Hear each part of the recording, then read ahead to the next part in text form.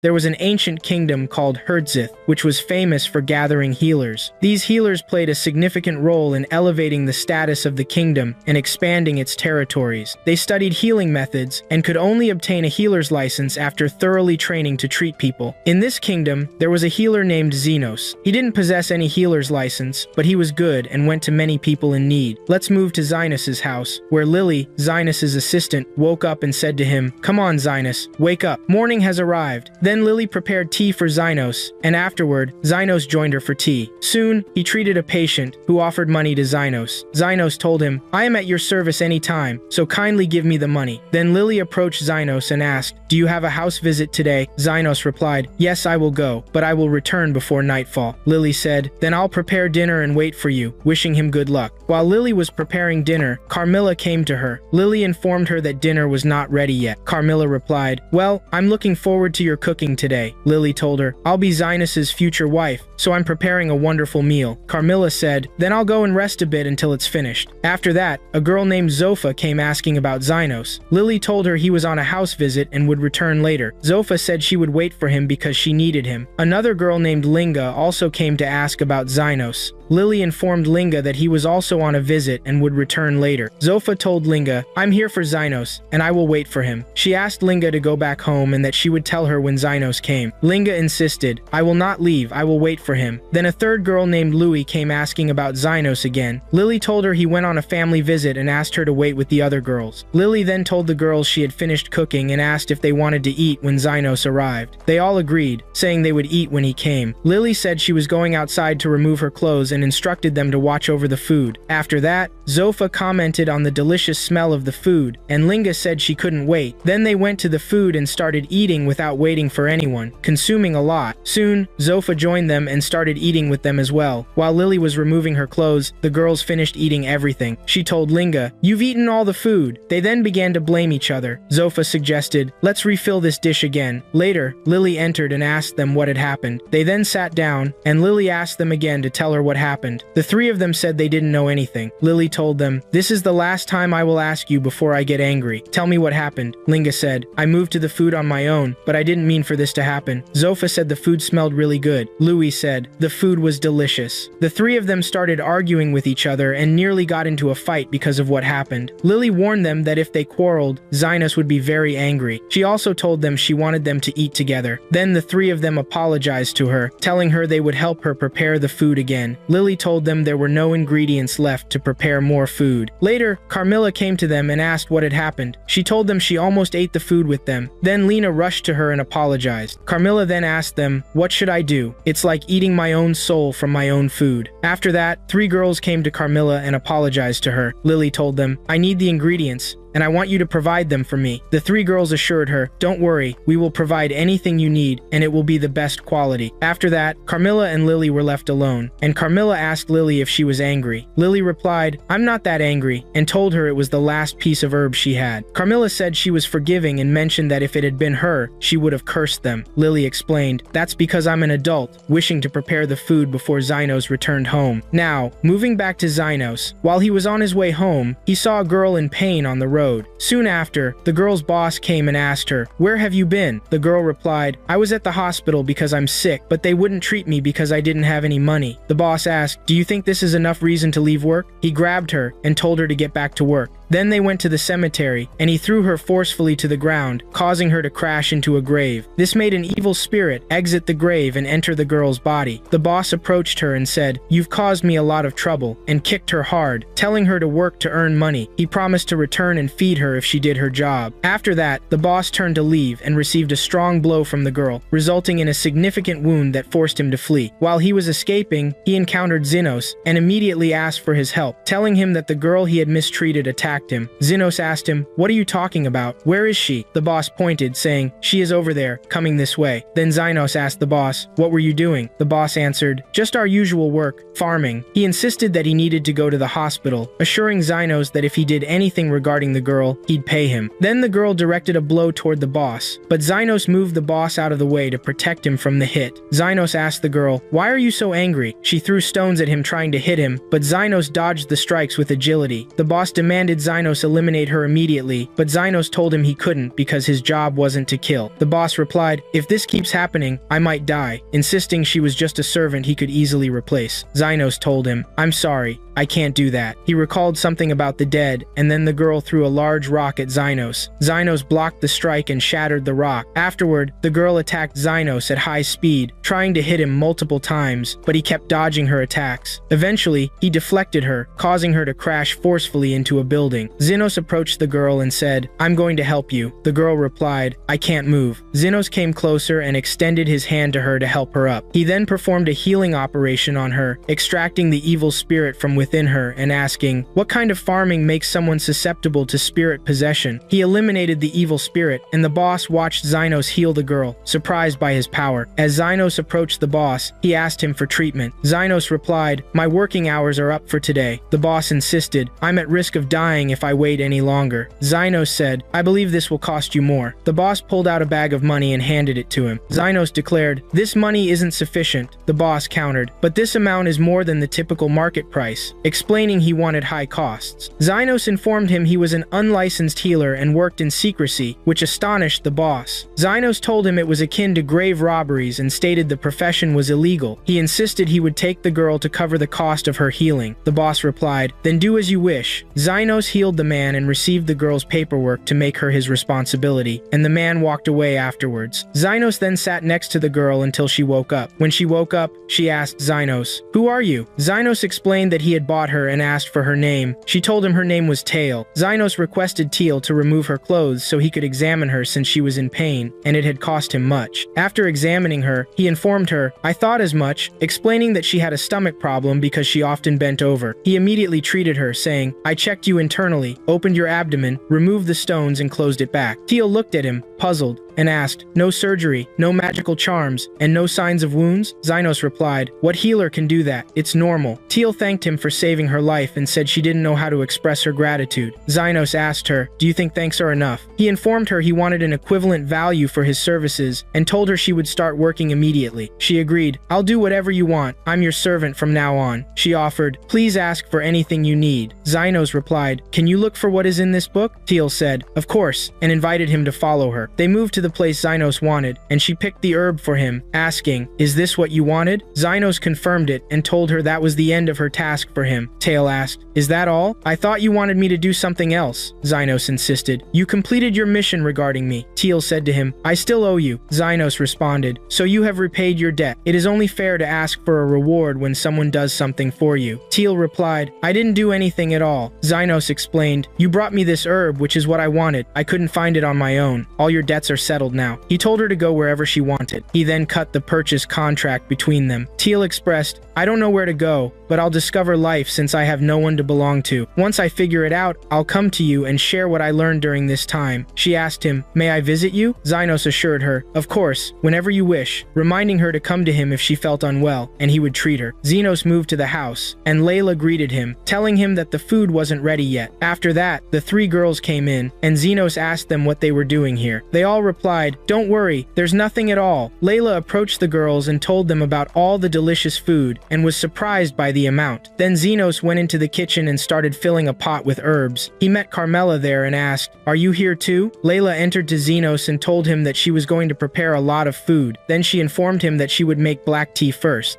The second episode begins with events from the past, when Zenus was with his team called the Golden Phoenix. Aston, the team leader, threw a gold coin to Zenus and told him he was kicked out of the team, saying that the coin was a reward that he could never have before because he was poor. Zenus asked Aston why that was the case. Aston replied that they no longer needed him. Zenus said, "I've done a lot for you, and you told me when we first met that we would be friends forever." Aston laughed at Zenus's words, saying he tells everyone that because he needs them until he rids himself of them, and he feels no sadness when they die or when anything happens to them. He told them they were like cattle. Aston asked Zenus, "Do you really think you're our companion just because we fed you?" He said that was ridiculous, and that they had become stronger than before, one of the most famous adventure teams out there. Zenus insisted that he played a role in that. Aston said, "No way. Don't try to take any credit for yourself with your dubious magic you learned yourself." He told him they must present themselves well in front of the nobles and leaders, and that a wretch like him should not be near them. He told him to consider that amount as the end of service reward, and to go wherever he wanted, but not to talk much, and to best best not mention that he was part of the Golden Phoenix team. Zenas thought to himself, so, this coin is to keep my mouth shut? Fine. He left, which made the rest of the team laugh at him. We then shift to Lily, who was working as a maid for an evil man and woman. She was treated very harshly, with the man holding her so she couldn't escape. But Lily managed to punch the man, causing him to shove her away, and she fled. However, the man threw arrows at her, injuring her and bringing her to the ground. Then he approached her again, grabbing Lily, but she bid him to make him back off. Unfortunately, the man took out a knife and stabbed Lily. The woman asked the man, "Why did you stab her?" Then Zenas arrived and asked the man if he had stabbed a child. The woman said to Zenas, "She's our maid, so stay out of it, stranger." Zenas said, "Then I'll buy her from you," and he gave them the gold coin he had. The woman agreed and took the coin from him. Zenas approached Lily and told her not to worry. She would be okay. Lily asked Zenas, "Will I die?" Zenas replied, "Don't worry, I'll cast a healing spell on you." He cast the spell, and Lily said, "At first, I didn't feel any pain." He told her she felt no pain because he had healed her and that she was now fine and could speak normally, which surprised Lily greatly. She started searching for the wound but saw nothing left on her body. She asked Zenas, "How did you heal me?" Zenas told her, "Because I'm a healer, and all I have to do is remove the poison from the body and heal the wounds." Lily thanked Zenas profusely and he asked her name. She told him it was Lily and apologized for the gold coin he had paid for her. He thought to himself that he didn't feel satisfied at all with Aston's compensation for him. Lily asked Zenas, "Who are you? Are you a famous healer?" He replied, "I'm a secret healer without a license. I learned healing by myself."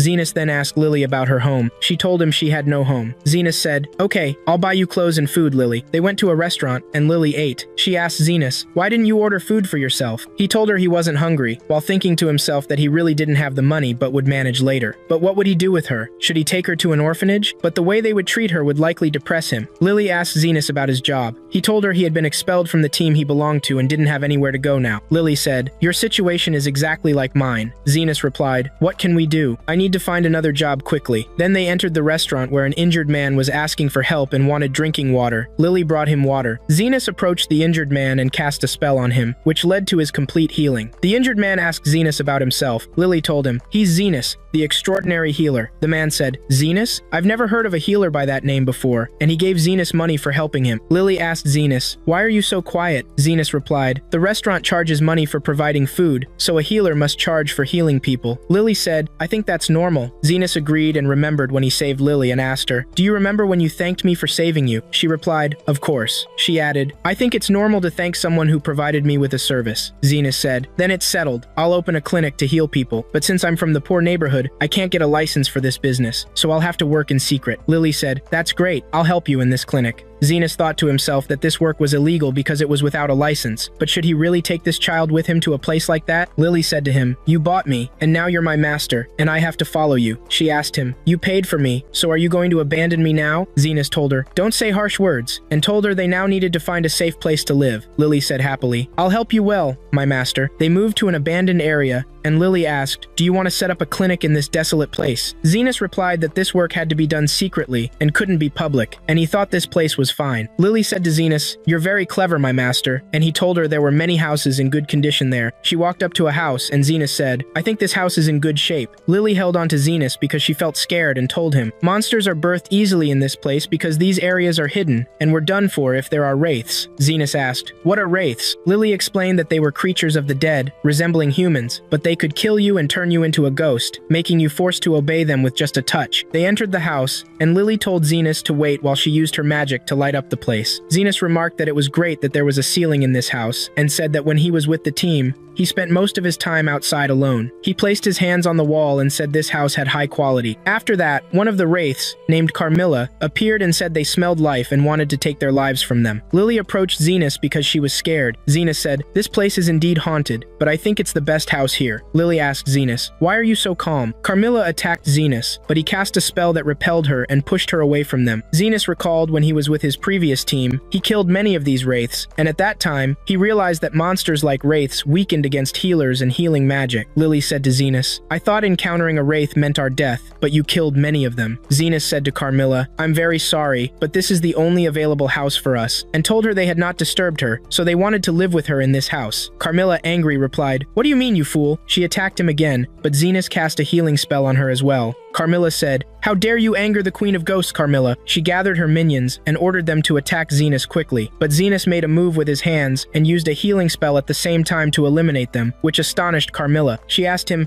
"Who are you?" He told her, I'm a healer working in secret, and apologized, asking her for a room for healing and another room for sleeping. Carmilla replied, use the first floor only, as the second floor is mine alone, and then she went upstairs. Zenas told Lily, we succeeded. Lily replied, I don't know whether to be sad or happy about this. After that, morning came, and Zenas started preparing the place, telling her, now this place looks like a clinic since we're sharing the house with Carmilla. Lily asked, should I go out and announce this place? Zenas replied, but if we reveal ourselves, the Royal Hospital might discover us. Lily said, but no patients have come to us at all. Zenas reassured her, don't worry, they'll show up soon. Then the man Zenas had healed before came in and asked for Zenas. Lily welcomed him, saying, I've seen you before. Zenas told him, I knew you'd come back again. The man asked Zenas, how did you know I was coming to you? Zenas replied, someone who gets hit by a magic shot is not an ordinary man, and people like that usually don't want to go to the hospital. The man said, my name is Zondi, and I want you to check on my sister. After that, Zondi's sister entered the house, claiming her name was Zofa. She said to Zenas, I heard you're an excellent healer, therefore, I want you to examine me. Zenas replied, I don't know if I'm excellent, but I can examine you. Zofa drew her weapon and told him, I was shot, and my arm isn't in good condition. Zenas told her, the weapon that shot you is a magic rifle with a specific poison, and the bullet is still in your arm but has caused tissue deterioration around it. Zofa asked, you figured all this out just by looking at it? He said they used to use me as a test subject for some of them before, but now I've decided to pay them back one day. Zofa asked Zenos if he could cure her. He told her that her arm was almost dead, so she had to amputate it before the poison spread. Zova said that this was very cruel, but there was nothing she could do. She asked him how much the treatment would cost. Zenos said, just $1 million, which made Zondi really angry. He said, all this for an amputation? Zofa told Zenos that he was very harsh and mentioned that he was asking for this money not knowing that she was Zofa the Hurricane, who steals from corrupt traders and gives part of the money back to the poor. She was one of the leaders of the impoverished neighborhoods. Zofa told him, give me one reason to give you this money. Zenos responded, who said I was going to cut your arm off? I'm just telling you there's no benefit in producing another one for you. Renewal is extremely exhausting, and I won't work for free again, whether it's an important person or even a head of a poor neighborhood or a king. I'll receive fair payment for my work. Zofa replied, what are you saying? How can you cut her arm and create another one? Zenos asked, can't the other healers do it? How so? He thought to himself that he hadn't received enough training to know the standards and asked her, can I start the treatment? Zofa told him, if you can really do it. Zenos then revealed a blade from his magic, which greatly amazed Zofa. He told her that this blade was made of mana, that it was very sharp, and also sterilized. Zofa said, I have never seen a healer use such things before. Zenos asked her, how did they treat without the special tools? After that, Zenos cut Zofa's hand and then cast a spell that produced bones, followed by nerves, muscles, and then skin. He felt tired afterward and said, if I were faster than this, I wouldn't feel fatigue, but complete restoration drains me a lot. Zofa said, you've amazed me, and told him that she had never seen a healer like him before. Zondi pointed to Carmilla and asked, who is this? Zenos answered, she's our roommate. Carmilla said, I hoped you would die because I need a life. Zenos replied, don't worry, she's very kind on the inside. Then Zofa started laughing and told Zenos, you're very nice and also funny, and informed him that she would send her associates next time and they would pay him. Night fell on them, and Lily said to Zenos that she had prepared tea for him. Zenos asked Lily, why did you prepare 3 drinks? She answered, for me, you, and Carmilla. Zenos said, do you think she will drink with us? Carmilla replied, of course I will. Zenos said, right, she's afraid of burning herself with the tea. She doesn't seem scary at all. Carmilla said, I heard you. Do you want me to kick you out? Lily said, since Zofa came here, the number of visitors has increased for us as well. Carmilla replied, but no one died among them at all. It annoys me. As she started drinking, she got burned and went upstairs. Lily asked Zenos, why are lizard men always injured? Zenos said, I think it's due to conflicts with other factions. He told her about 3 conflicts among half-humans in the poor neighborhoods, and the battles were still ongoing between them. After that, the front door was broken, and Linga entered, introducing herself as the leader of the werewolves in the poor neighborhoods. Zenos told her, my work time has ended, but if you're in an emergency, I can provide you with urgent care. Linga said to Zenos, you're in trouble here, Zenos, and informed him that whenever they killed Zofa's men, they came back to health again. She felt something strange, then learned of his abilities, and thought that he was a skilled healer. Zenos replied, I'm a healer without a license, and I work in secret. Linga said, I have to kill you to defeat Zofa's men, and she attacked him with an axe, aiming to strike him, but the axe broke, which shocked her. She asked him, how is that? Zenos said, you don't listen to me, and asked Lily to hide in the back room due to the bad situation now. Linga said, how did he not get hit by the axe strike, and ordered her men to attack him. The remaining wolves launched several strikes, but Zenos wasn't hurt at all. all. He said to them, "Are you done?" Linga replied, "Not yet," and ordered the wolves to destroy the house. When they did this, Linga said to Xenos, "If we can't kill you, we will destroy the clinic, so that you can't treat anyone here." After that, Carmilla appeared, which frightened them, and she almost reaped their souls. However, Xenos asked Carmilla to stop, and told her he understood her anger, but they were on the first floor, not the second floor, and if they went up, she could do whatever she wanted. Carmilla told him, "This is my house too, and I didn't do this for you." She thought to herself that he had become good lately, and went upstairs. Linga was surprised that Carmilla obeyed Xenos and pleaded with Xenos to spare her, telling him she didn't know he controlled the wraiths. She told him that the werewolves were nocturnal beings who feared higher beings like ghosts and vampires. She said, "You control one of them, and we were rude to you," and asked her team to bow to Mr. Xenos. After that, morning came, and one of Louis's followers entered and told him that Louis wanted to talk to him. Lily asked, "Is this patient also sick?"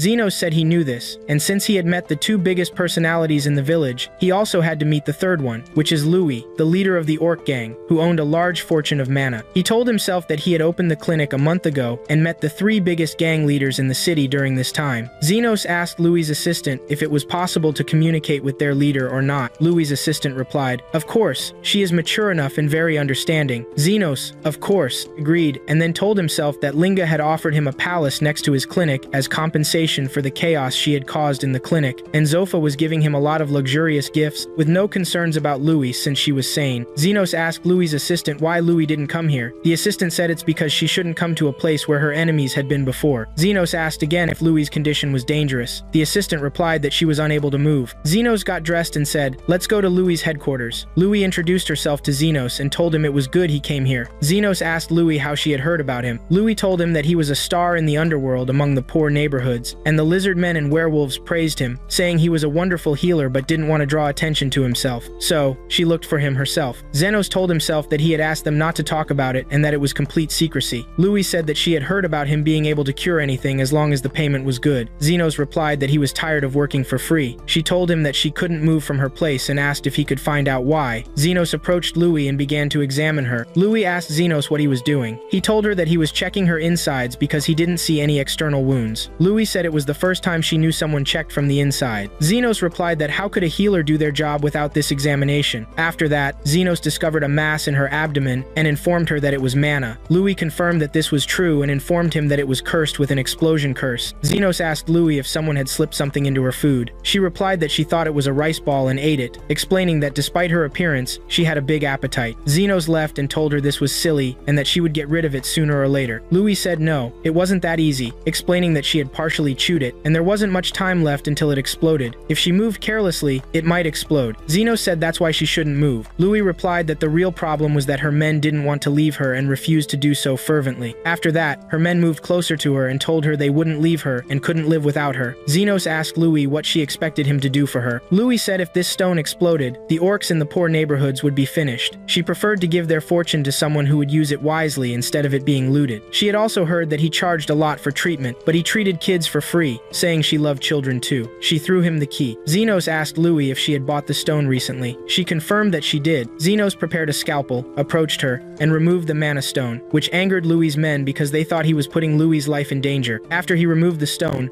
Louis asked Xenos what he had done. He told her that he had taken out the stone by opening her abdomen and closing it immediately, and that was what he could do. Louis told him that he had a wonderful destiny and warned him to be careful of the stone exploding. He replied that he would, and pressed the stone until it exploded in his hands. Louis was surprised and asked if nothing had happened to him. He told her he had used a protective spell for his hands but felt a little pain, though he healed his hands right away, and he mentioned that he had overstepped. He returned the key to her. Louis said it was good that he had kept silent, or their fortune could have fallen into his hands. Xenos replied that he only asked for what was equivalent to his effort, and that in this case, the payment was more than necessary. Louis, happy, said that she liked him a lot, and that he had earned great gratitude from this orc sweat today. She told him if he ever needed help, he should ask immediately, and they'd support him. Xenos replied that he only wanted them to stay away from him. Louis told him not to be humble and that they could provide protection for his clinic all day if he wanted. He told her he didn't want that. Louis then added that once she regained her health, would he like to eat these rice balls with her. Next, we transitioned to Xenos' house, and Xenos asked Lily why she was sad. Lily replied that Zofa, Linga, and Louis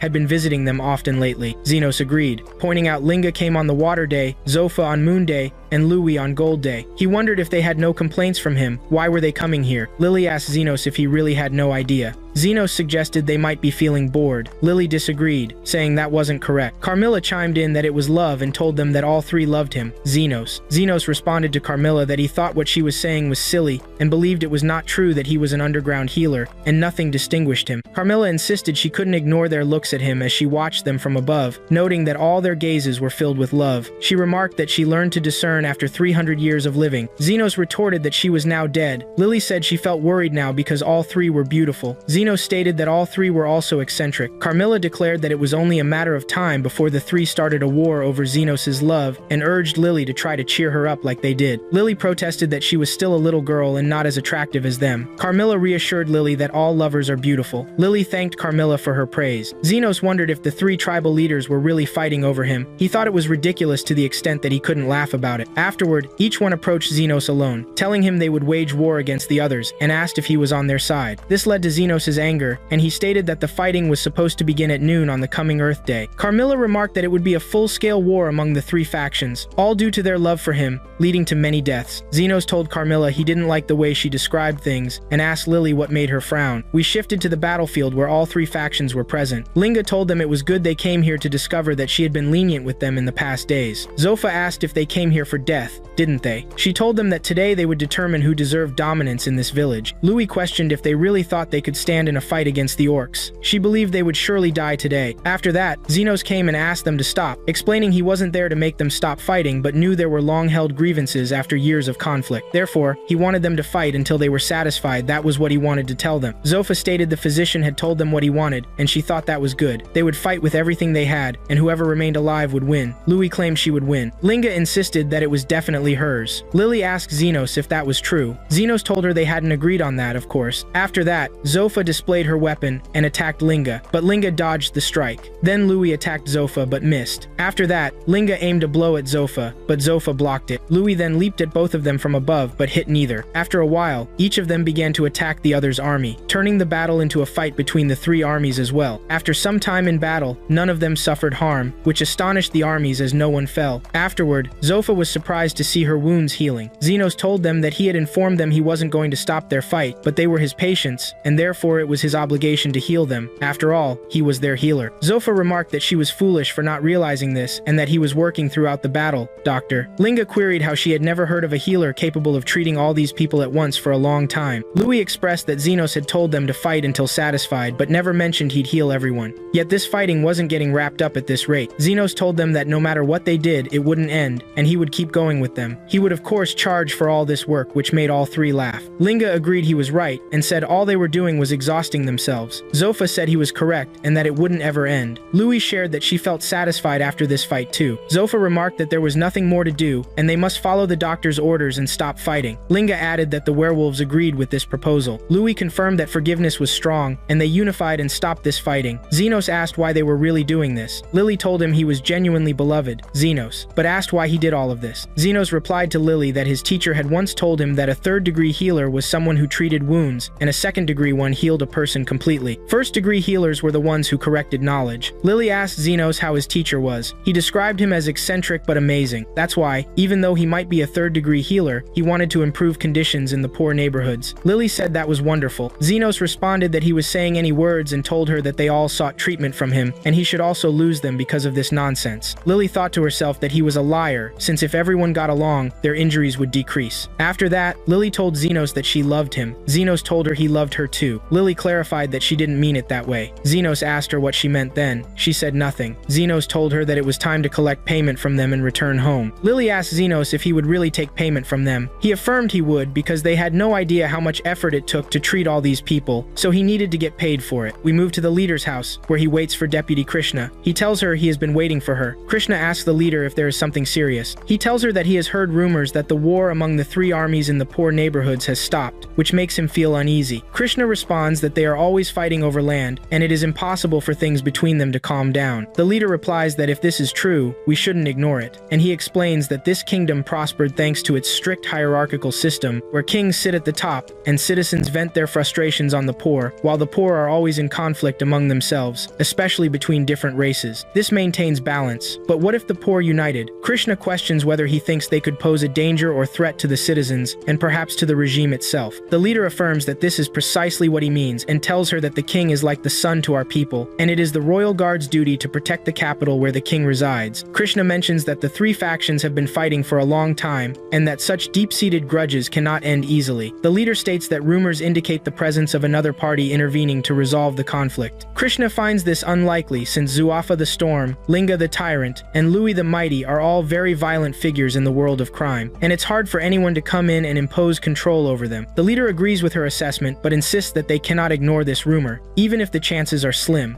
Krishna asks the leader if this is the reason for summoning her. He tells her that this issue could threaten the stability of their nation, and he cannot leave it to the lower ranks, and he wants her to take charge of the matter, relying on her. She assures him that if she finds such a figure, she will capture them immediately. We shift to Zenos' house, where he sneezes. Linga offers to warm him with her tail, and Louis asks if she should warm him with her muscles. Lily claims she has neither a tail nor muscles, and says she will go prepare tea. Zenos tells them that it doesn't require all this, asking them to be quiet because he is treating Zuafa and her brother now. Zuafa tells him that your healing skills still amaze me, doctor. Lily asks Zuafa if she has thought about needing treatment recently. Zuafa replies not to say that, meaning she comes here all the time and isn't really sick. Zenos tells her that this is indeed the reality. Zuafa mentions that her injury is from work. Zenos asks, Zuafa, you're a thief, aren't you? She admits that she does choose her targets wisely, and the Royal Knights are watching us right now. She clashed with them yesterday and got injured. After mentioning that, he recalls that her arms were injured before. Was that also because of the Royal Knights? Zuafa agrees, saying one of the knights injured her while she was sneaking into a noble's palace. Zuafa's brother adds that he also got hurt because of a crazy lady who shot him with her rifle. Zuafa describes her as a dangerous woman known as the Iron Flower, who is launching a fierce attack. Carmela warns it would be disastrous if you attracted her attention, especially with so many dangerous women around you. Zenos responds that he doesn't feel any concern and wonders why the Royal Knights would care about a worthless healer like him. Carmela tells him her intuition never fails. Zenos insists there's no point in worrying about that and asks Lily if they should have lunch. Lily inquires what he wants to eat. Zuafa states she prefers salad, while Linga wants fish, and Louis says meat is the best. Zenos tells them that he didn't ask for their opinions and questions whether they will eat here. After that, Lily prepares food for them, and they begin to eat. Carmela tells Zenos she will go rest upstairs and reminds him that he is the only one in the kingdom able to unite the leaders of the poor neighborhoods under one banner. Zenos comments that he feels like he's taming dangerous beasts and hopes no more annoying visitors come to see him. Carmela notes that with those words, Zenos has drawn his own path and disappears. We shift to Krishna after she has gone to the poor neighborhoods, where she sees everyone treating each other kindly. She approaches one of the lizards and asks, why has the situation changed so much between the armies of the three leaders? The lizard replies that they are not as bad as when we first got to know them. Krishna asks again, but there was great animosity between them. The lizard asks Krishna who she is, as he cannot discuss this matter with her. He is trying not to draw attention and says goodbye. However, Krishna gestures her weapon at the lizard and demands he speak. She asks who the mediator among the three is. The lizard responds that he won't tell her because they owe him a lot and she can shoot as she wishes. Krishna says it seems this mediator has gained a lot of loyalty and asks him again, who is it? Meanwhile, Zuafa and her brother are walking, and the lizard calls out to them, but Krishna quickly flees. Krishna tells herself that starting trouble in enemy territory would be a bad and deadly decision. Their arms must have deep wounds that can't heal, but they healed thanks to my quick glance in their direction. But what should I do now? There are many things I don't know, like where exactly am I? We shift to Zenos' house,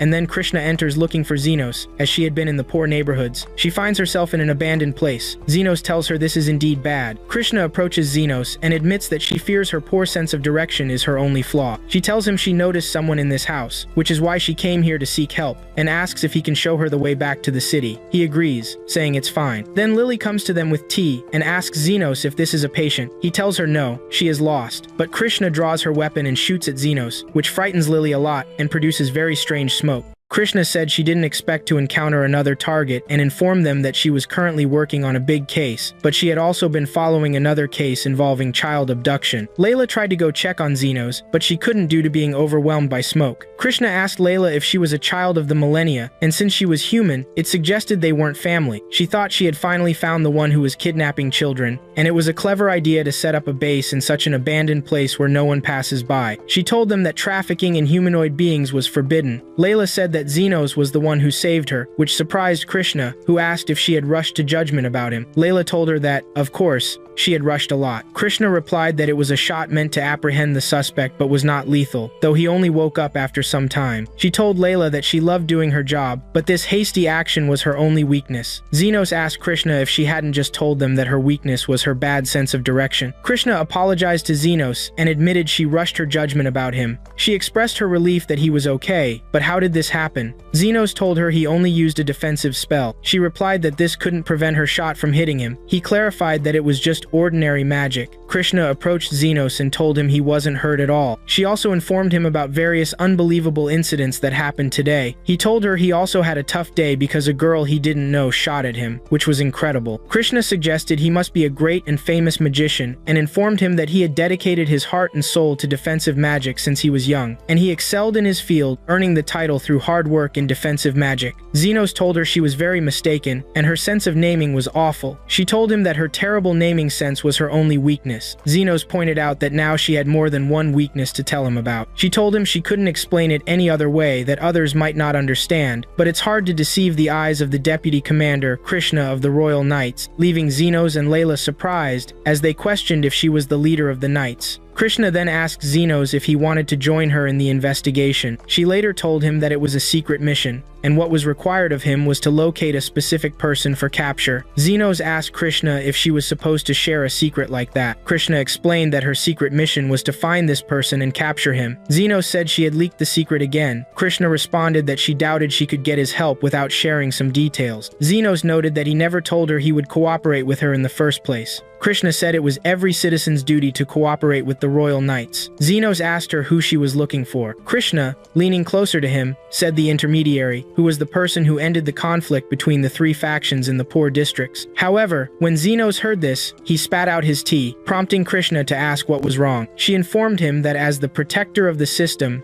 she shouldn't allow someone like this with such power to emerge, but she couldn't get any information from the humanoids despite pressing them. She believed this man was skilled at controlling people and that such an act certainly indicated he was a servant of the devil. Xenos speculated that this person possibly didn't want to draw attention and wanted to stay out of the spotlight, believing it would be better to leave him alone and not seriously search for him. Krishna asked Xenos if he knew this man, and he replied that it was only his intuition. Krishna remarked that someone like this, capable of unifying the three factions, could pose a threat to the entire kingdom over time. Layla told Krishna that she didn't think it was that serious, and believed this man was somewhat obsessed with money, but in reality, he didn't like to see people in pain. Krishna asked Layla if she knew who this man was, and Layla responded that she didn't know at all, which made Carmilla laugh at them. Xenos told Krishna that he would help her return to the city, and asked if she wanted to go back now. Krishna replied that he seemed very eager to get rid of her. Xenos reminded Krishna of her task that she needed to perform. Krishna agreed, started to leave, but suddenly paused when she saw a bed and asked why it was there. Xenos told her it was an extra bed he had stored here to dispose of. Krishna then asked if she could use it, explaining she had difficulty finding a suitable base of operations, and this way she would be close to the poor quarters without drawing attention. She also told him she would pay for her stay, and that she had to reach this new intermediary and capture him herself, which annoyed Xenos with this request. Carmilla approached Xenos and remarked that, as had become the norm recently, the clinic received a new and dangerous woman. After that, Layla served tea to Krishna. Lily went to Xenos and asked if she could sit between her arms as usual and suggested he act normally. Following that, Carmilla approached Xenos and said that Layla was jealous of Krishna. Xenos told Carmilla that she had scared him, and she replied that she had scared herself and whispered in his ear. Xenos told her not to do that or his heart would stop. He then asked her why Layla felt jealous. Carmilla explained that she was trying to show her superiority over the new girl in the house and noted that Layla was now telling herself she was closer to Xenos than that arrogant girl who had shot at him with her magical gun. Carmilla also told him that a war had started between the two girls, a girls' war. Following that, Layla started offering many services to Xenos, but this didn't attract Krishna's attention. Layla announced that she would use the last weapon Carmilla had suggested she use, and pulled Xenos' face toward hers, telling him she would sleep in his arms tonight. Indeed, she lay down on Xenos' legs, and afterward, Xenos carried her to her room and returned to Krishna to ask what was going on. Krishna questioned him, saying he told her that this girl had fallen into the hands of slave traders. She asked him if he knew who they were. Xenos replied that he didn't know who they were. Krishna noted that it seemed this area had become a hub for child trafficking. Xenos asked Krishna if this was why she shot at him. She replied she was sorry about that, explaining that her quick temper was her only weakness. Xenos remarked that she had many weaknesses, but it didn't matter. Krishna told Xenos that she was a knight commander and a model member, thus only allowing herself one flaw. She then asked him if he was a skillful magician who was good at defensive magic. Wasn't he? Xenos told her that he was not. She asked if someone mastered healing magic as well as he had mastered defensive magic, could they fully restore a limb? He informed her that it was impossible unless they were a saint or one of the few who heal at the highest level. Xenos asked, "So what's the matter?" Krishna replied that in her battle with Zafia the Storm, she had caused significant damage to her arm, but when she saw her recently in the poor quarters, her arm had fully healed. If someone could do that, she believed his words would carry weight. Afterward, she told him she would start an investigation at noon, and would capture this instigator and the intermediary in the poor quarters. Xenos asked Krishna what made her feel threatened by the poor quarters in such a way. Krishna told him that it was not an exciting story, but her mother was killed by someone living there. She was a very kind woman who would visit the poor quarters daily, providing them with food. One day, she returned home as a corpse, and they told her they killed her to steal her wedding ring. Even though she saved many from hunger, no one was there to save her. Therefore, she decided to become an invincible hero to carry out justice in the poor quarters, so that nothing like what happened to her mother would occur again. She excelled at a young age and became the youngest knight commander, earning the title Iron Rose for her dedication to her duties. Despite some dismissing this name, she didn't listen to them, but she knew the other name associated with it was My Face Like an Iron Mask, wasn't it? Since that day, she couldn't smile as she should. Afterward, morning broke, and while Krishna was leaving, Zofa came to Xenos for treatment. While Xenos treated Zofa, he remembered Krishna as she was leaving and told him she would return at night. Carmilla commented to Xenos that Krishna's story wasn't very moving and was ordinary, so he shouldn't concern himself with it. She informed him that if he lived for 300 years, he would witness all sorts of ups and downs in human life. Xenos asked Carmilla if she had come down just to tell him that, thanking her for her words. Carmilla mentioned that she didn't enjoy this atmosphere full of bickering and feelings and asked him what he would do about it. Xenos replied that he thought he would let it go now. After that, he healed Zofa and told her not to be reckless again. Zofa thanked him, calling him a doctor, and informed him that one of her men saw the knight they had spoken about in his house. Shortly afterward, Krishna entered without warning, surprising everyone, aimed their weapons at each other. Xenos reminded them that it wasn't like that, and Carmilla commented that it was like catching a husband cheating on his wife. Layla told Krishna that this lady told them she was lost too. Krishna asked if she was lost and ended up here, wondering if she was truly directionless. Zofa responded that there was nothing wrong, she was just lost and looking for the right way. Krishna asked Zofa, "What happened to your arm?" She told her that the mediator was the one who healed her, right? He's the one who gathers the residents of the neighborhoods to threaten the innocent. Zofa replied that she was just a troublesome, insignificant little thing, so maybe I don't have the right to speak, but the criminals are everywhere. Krishna asked Zofa, "What do you mean by that?" Zofa said she had heard that the royal knights were investigating the child thefts, but do you know that one of the nobles is behind it? Krishna told Zofa that the child thefts are centered in poor neighborhoods. Zofa replied that this is just a front where simple followers are used to divert suspicion. Krishna told her, "I don't believe that," Zofa firmly said. "Of course, our words won't reach you anyway." Krishna asked Zofa who was making this claim. Zofa said it was Kalendor. Krishna responded that it was impossible for this person. He is a philanthropist eager to teach children. Zofa said that your superficial judgments are what make you easy to deceive. As for the mediator, no, he hasn't judged us based on our status or appearance. All he did was save those who needed help. And although I don't want to say this, he can treat you if you want treatment, but not for free. Not like you think. The poor neighborhoods are filled with evildoers, and your sense of justice is just a mockery. Then Xenos stood before Zofa, and Krishna asked him to step back. Xenos said, "I'm sorry, but I didn't do that because Zofa is my patient." He told her he was sorry for not informing her and confessed that he was the mediator. She argued that it wasn't reasonable because the mediator is a master of healing magic, but you specialize in defensive magic, and it's impossible to master both types at such a high level. Xenos told her that he isn't a master, and both defense and healing are about strengthening the body's natural functions, so they are fundamentally similar. She told him, "I haven't heard that logic in any of the magic classes, but it is clear to me that you have aligned yourself with the humanoid beings and the mediator." She informed him that she would find another place to resume her work and turned away, telling them that the people need a hero like her and that she is not a subject of ridicule. Then she left. Afterward,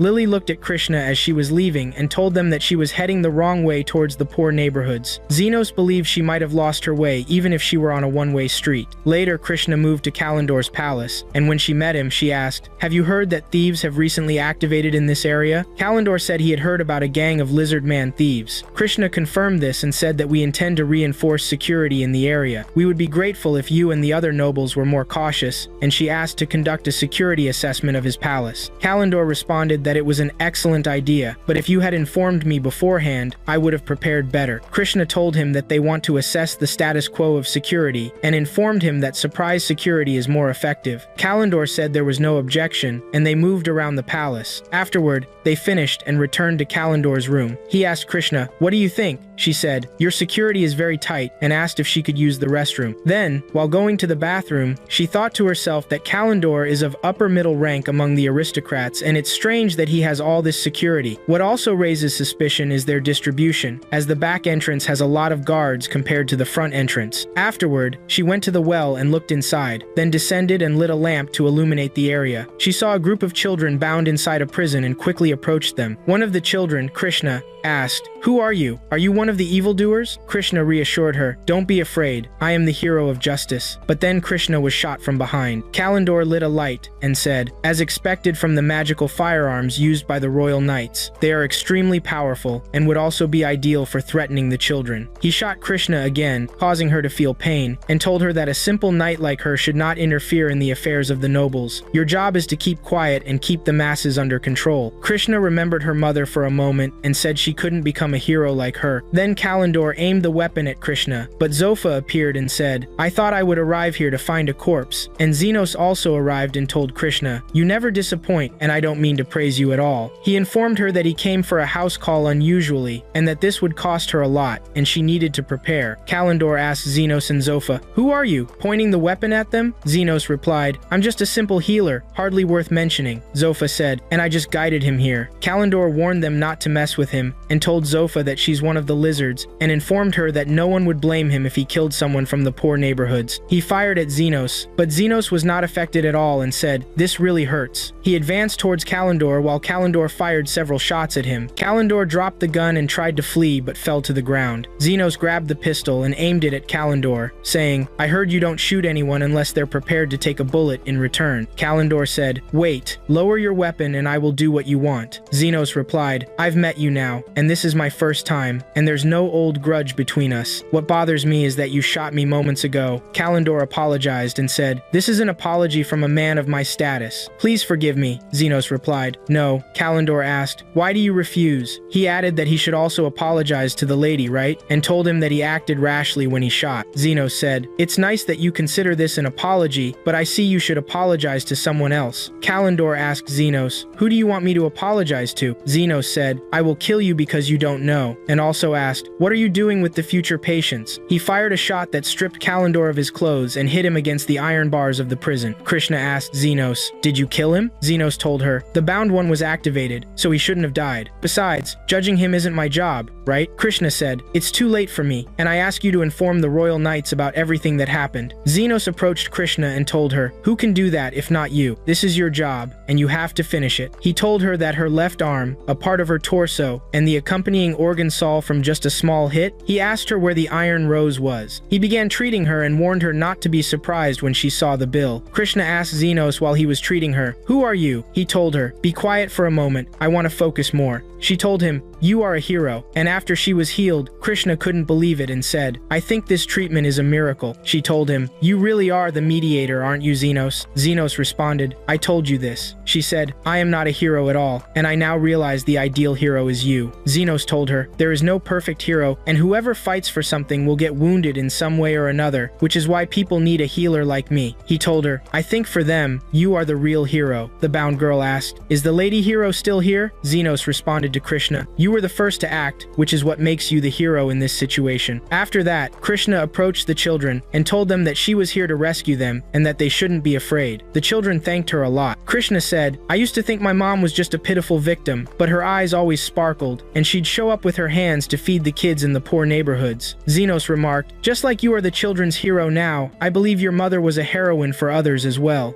Krishna said, "My mom was quick to anger and foolish, and she got upset easily, but still, she was my favorite hero, and she cried a lot." Then we cut to outside the well where Zofa's men arrived and took the kids out of the well. Xenos told her, "The royal knights will discover the chaos soon." He told them, "It's time for us to retreat into the darkness." Krishna ran after Xenos and Zofa and asked him, "Why did you save me?" Xenos replied, "Unpaid bills." He asked her, "Didn't you tell me you'd pay me for the bed rental at the clinic? If you were dead, I wouldn't have gotten that money." He suggested she add her treatment fees to the amount and pay it all at once. Krishna told him, "The money I owed you," and she laughed a lot. Xenos said to her, "Now you were able to laugh properly." Krishna replied, "I smiled well." Xenos told her, "But now it's costly." Zofa said to Krishna that instead, she looked more terrifying. Krishna replied, "What can I do? I haven't smiled in a long time, and my inability to smile is one of my many weaknesses." Xenos and Lily were wandering through the poor neighborhoods. Lily told Xenos that she needed to buy some new tea. Xenos replied that he was looking forward to you preparing it for him too. After that, Xenos remembered the past when he was lost in the poor neighborhoods and Aston, his former team leader, came to him and asked, "What are you doing?" Xenos said, "I'm not doing anything." Aston asked, "Then why don't you take a risk with us?" Xenos replied, "I think no one from the poor neighborhoods can take risks." Aston said, "If you have the courage and skill, why not take a risk?" He then asked, "What are your skills in combat?" Xenos said, "I have a little bit of healing magic." Aston laughed and told himself that healing magic costs a lot to learn. Aston then told him that it didn't matter because he needed someone to help him and that they should be at his service. After that, Aston and Xenos went on an adventure, and Aston faced a huge monster. The monster attacked Aston and injured him, but Xenos immediately healed Aston without him realizing. Then the monster attacked Aston again, but Aston defeated the monster with a blow from his sword and told himself that he no longer needed this healer and thought he was a burden he should get rid of. After that, they expelled Xenos. When they returned to the present, Aston and his team went off for a new adventure, but without Xenos. This adventure was very important because Aston could get close to one of the nobles in the city. Gale said he was still drunk from last night's drinks, and Yom said they should finish up here quickly and go drink again. Andres asked Yom if he had seen how the waitress's eyes sparkled when she realized they were from the Golden Phoenix party. Aston commented that killing many magical monsters without a scratch made their name resonate even at the borders of the country. After that, monsters appeared to them, and Aston said, "Let's get rid of these creatures and take their skins to Lord Fennel." He asked Gale to prepare a defensive spell, and Gale immediately started preparing it. Aston attacked the monsters, and then a monster shot fire at Aston, who dodged it. However, when the monster got close to him, Aston's hand got badly injured. After that, the monster attacked Yom and bit him. Aston asked Andres to cast an attacking spell at the monsters, and Andres tried but couldn't. Aston asked Gale where his protective spell was. Gale told him he didn't know, that it wasn't working. Aston then said, "Is it because you're still drunk from last night? Are you kidding me?" Aston ordered them to withdraw immediately. After that, they got out of the cave, and Aston said to them, "How can you fail against monsters of rank B?" Andres replied, "You didn't do anything either." Gale added, "What I'm saying is just a possibility, but I think Xenos was healing us with magic without us knowing." Aston responded, "That's impossible, but I need to hire another healer. I can't rely on someone like Xenos who is useless." They went back to the cave to face the monsters a second time, and Aston asked the new healer, "Your name is Omin, isn't it?" He asked her to prove her worth. She replied, "Omin, don't get your hopes up too high. I usually heal in the capital, and coincidentally I have an adventure license, but I'm curious. I want to know why the Golden Phoenix party, known for coming out of battles without a scratch, needed mid-level healing support." Aston answered, "Because we have many circumstances." Gale asked Omin if Yoam would be alright. She said, "That archer? I believe he will survive, but he won't be able to venture again." Aston said, "This proves he wasn't up to the level of the Golden Phoenix, and his loss didn't make a difference to us." He instructed them that Gale would take care of defense while he attacked, and Andres would finish the fight with his offensive magic. He informed them that Lord Fennel wanted the fur of this monster as a gift for his daughter, and that he wouldn't miss this opportunity at all. They had to get closer to him. They entered the cave again, and Aston drew his sword, but he was hit by a fireball. He managed to block it, but the monster attacked them, and Aston asked Gale for a defensive spell. After the monsters approached Aston, he struck at one of the creatures, but he couldn't hit it at all. The monster launched several fireballs at Aston, and he blocked them, but Andres got hit by one of the fireballs, causing him severe pain and a critical injury. The monster approached Aston, and Aston tried to hit it but failed. Omen told Aston that Andres's condition would worsen if they didn't treat him well, which made Aston furious. They then moved outside, and Aston angrily confronted Gale, asking, "Are you really trying to trick me?" Omen said that the defensive magic was active, and if it hadn't been, Andres would have died right then and there. Aston replied, "What's the point if he's taking hits like this?" He told her she was a healer and instructed her to heal him. Omen replied, I need to assess the damage first before casting the spell, and I did all I could, but he needs a hospital filled with specialized magical circles. Aston said there's no time and asked her to heal him now. She responded, what are you saying? Even the most skilled healers couldn't treat him under these circumstances, and only the elite or saints could do it. Aston thought to himself that they haven't come out unscathed since he expelled Xenos. Aston asked Omen if there was anyone who had high healing abilities but didn't have a license. Omen said, it's hard to believe that, but is there such a person? Aston wondered to himself, what am I saying? It can't be that peasant saved us. Why am I overthinking this? He was just a servant to the group. After that, they shifted to Aston's house, and the Vice Lord Fennel came to them with a message, stating that he no longer needed their services, and also didn't want to see them again. Aston asked the Vice Lord to let him meet the Lord and talk to him directly. The Vice Lord said, I'm sorry, but the birthday of his daughter has already passed, and there's no point in talking to him. He told him that the Lord's disappointment stemmed not only from their failure to hunt. If they had deemed the mission suitable and told him, he could have avoided the embarrassment of not giving any gift to his daughter, which made Aston angry. Aston told the Vice Lord, we had a traitor among us, and that filthy Xenos was the one who obstructed us. He thought to himself that he shouldn't have mentioned Xenos' name so that no one would know there was someone from the poor neighborhoods in the team. He begged the Vice Lord to give them another chance, thinking to himself, I can't believe I'm forced to bow my head to such a pathetic servant. The Vice Lord asked Aston, what can a shabby team do when it only has half of its members? Aston replied, don't worry, we'll make up for our losses by recruiting new members soon, and we'll accomplish the mission next time. After the Vice Lord left, Aston and Gale were alone, and Gale asked Aston, what should we do? We don't have any leads to start with. Aston reassured him, don't worry, we have another member. Do you remember him? He's our servant. Gale asked, do you mean Xenos? Aston said, I believe he's eager to come back to us, and he'll cry with gratitude when I extend my hand to him. He thought to himself that he couldn't believe Xenos had been the one keeping the team together, and that he didn't want to accept that, but things were running smoothly when he was with them. He said he would use him again until he regained all the glory they had lost, and that they would rise again. Be grateful, Xenos. I will come to you myself. They then moved to the poor neighborhoods, and Gale and Aston headed there. Gale said, I think Xenos fell into a pit and died. Aston replied, no, he might still be alive, and I gave him a gold coin as a farewell reward. I was very generous with him. Gale pointed out that the poor neighborhoods aren't small, asking, how will we find him? Aston said, I have a simple idea. We will hire the 3 leaders of different types of people to help us since they know everything happening in the poor neighborhoods. Gale responded, as expected from you, Aston. After that, Aston and Gale went to Zofa's house where a follower of Zofa said that someone wanted to meet her. Aston introduced himself to Zofa, informing her that he was the captain of a large team. Zofa told him, you talk too much, and at this rate, you'll be done before sunset, and asked, what do you want? Aston said, I want you to look for someone named Xenos who came here about 2 months ago. Zofa laughed a lot and said, you are the foolish party that expelled Xenos from your group and reprimanded them, which made Aston angry to the point where he almost revealed his weapon, but Zofa signaled her guards, who gathered around Aston and Gale. She told them, the person you are looking for is busy with your trivial matters, and I have no intention of entertaining fools like you. Aston asked Zofa, do you realize who you're talking to? She replied, do you realize who you're talking to? After that, Aston felt he was wasting his time and exited. They then moved to Linga's house. You are the fools who expelled Xenos from your team. I'm watching you die and resurrect like cockroaches in bathrooms. Aston asked Linga, do you know Xenos too? She responded, Mr. Xenos is too distinguished to be associated with cockroaches. She warned them that it would be better for them to return where they came from. Aston asked her, why? He was angry. She stepped closer for a brief moment and asked, do you want to fight? She stepped closer and told him that Linga didn't have time for cockroaches like them, which left them feeling desperate. They then went to Louis. She told them, so you're the garbage that expelled Xenos from their team? What's your concern with him now? She informed Aston that if she found out he's bothering Xenos,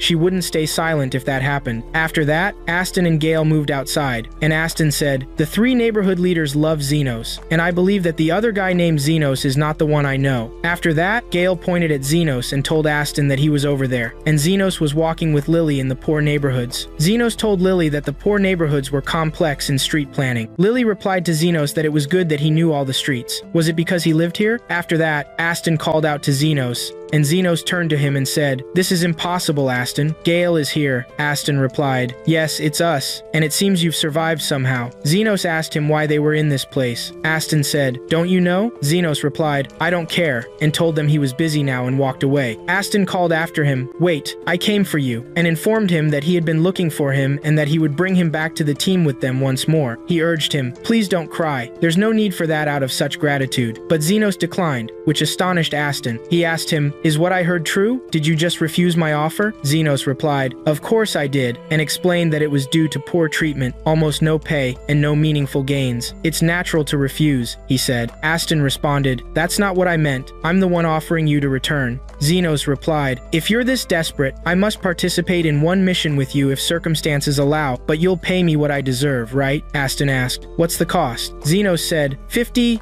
for each charm, 1,000,000 if it's a serious injury, and 3 times that if you need protective or enhancement magic, and I won't give you a discount." Aston cautioned him, "Don't get too full of yourself, as if you have a rightful place here in the first place." After that, a group of patients whom Xenos had treated gathered around, and Xenos began to check on them. Then Aston asked Xenos, "Do you really not want to come back?" He reminded him that he had included him in the team and made a place for him. Xenos apologized and said, "I'm sorry, Aston, the time has passed," and walked away. Aston then got very angry, pulled out his sword, and attacked Xenos. A blast pushed him away from Xenos, and Krishna said to him, "How can you assault someone in front of me?" She informed him that the Knights of the Kingdom could not overlook this. Xenos asked Krishna, "Why are you here?" She replied, "I came to see you." He told her, "My house isn't in that direction." Krishna explained, "I got lost, but I ran into you, so it seems my lack of sense of direction paid off this time." Aston thought to himself, "This is Krishna, the youngest deputy captain of the Royal Knights. Why does she seem so friendly with Xenos?" Krishna said to Aston that she would arrest him for assaulting Xenos. Aston said to her, "It's not like that. He forced me to do it," and pointed at Gale, then quickly fled. Meanwhile, we moved to Xenos' house, where the 3 leaders told Xenos that his old team had visited them and wanted to know his whereabouts. Xenos told them never to underestimate this. The 3 of them reiterated that they had tried to track them but failed. Layla suggested maybe they returned home. Zofa said that if that were true, it would be good to delve deeper, as they might face a problem. Carmilla asked if she meant the Shadow Guild. Zofa replied that it was a guild that handled illicit tasks. Louis added, "The deepest point in the abyss. Even our kind doesn't mess with them." Linga mentioned that they would do anything for the right price, which is why she's wary of them. Zofa stated that they were involved in drug deals, assassinations, and revenge for the agency. Layla remarked, "That means if these 2 men went to the Shadow Guild and asked for something evil." Xenos interrupted, "But hiring them requires a lot of money." Carmilla confirmed, "Exactly, and if he came looking for you, Xenos, then I bet his financial resources are scarce, which means he can't afford them." Layla said, "That's good and reassuring." Zofa recalled having heard recently about someone willing to accept any tasks under special conditions, even if they were free of charge. She thought he might be called the Guide. Later, Xenos sat alone when Layla came out of her room and asked him if he couldn't sleep.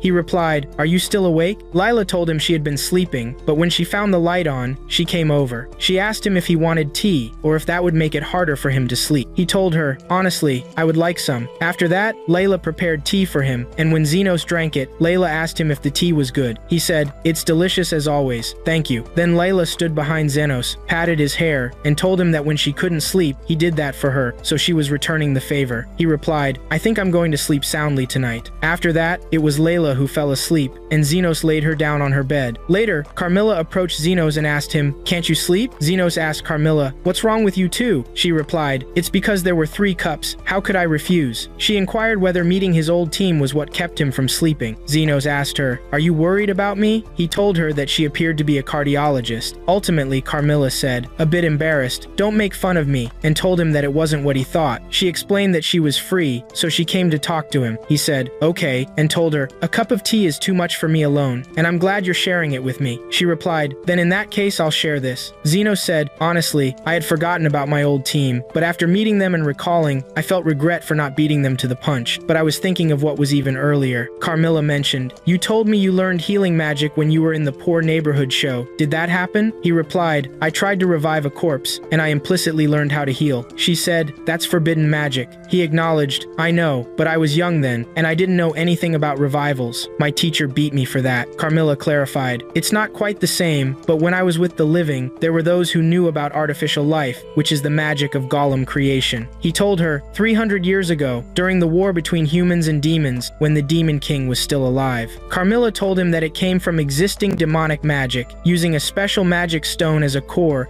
and adding carbon, sulfur, and other ingredients to create the golem. Since they do not feel pain or fear, they perform tasks tirelessly, making them quite terrifying. Zenos asked Carmilla what she had been doing for 300 years. She replied, "That was a long time ago, and I forgot." Zenos told her, "You never talk about yourself." Then he said, "We need to clean this up." Shortly after, he felt an earthquake and asked, "What was that?" Carmilla replied that it was coming from the poor neighborhoods and asked him to wait while she went to see what was happening. She went to check and saw a huge monster and said, "This is what we were just talking about, and it's causing chaos in the poor neighborhoods now." The monster attacked the slums and destroyed them until Zenos came, looked at it, and said, "This is a golem-type monster." Carmilla said and wondered, "How did this monster get here?" Zenos asked Carmilla about Layla. She told him that she was asleep now and shouldn't be woken up, so she wouldn't have nightmares from seeing the monster. After that, the leaders of the slums came, and Zova said to Zenos, "What a relief you're here." She told him that they were on their way to him. Linga told him that many of her followers were injured, and Louis said, "I can't stand up to it," and asked about the type of monster.